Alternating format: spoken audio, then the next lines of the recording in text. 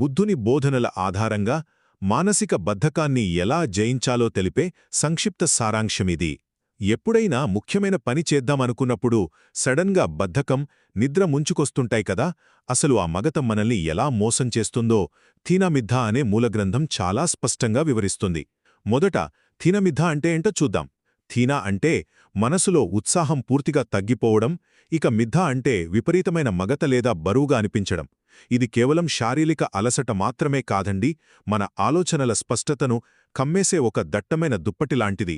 రెండవది, ఈ బద్ధకం మనల్ని ఎలా బోల్తా కొట్టిస్తుందో గమనించాలి.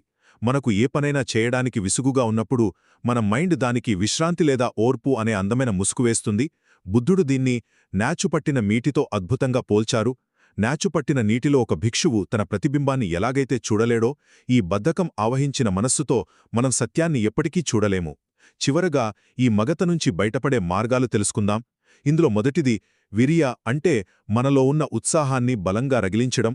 రెండవది ఆలోకసన్న అంటే కాంతిని ఊహించుకోవడం లేదా వెలుతురులోకి వెళ్లి మన ఇంద్రియాలను మేల్కొల్పడం.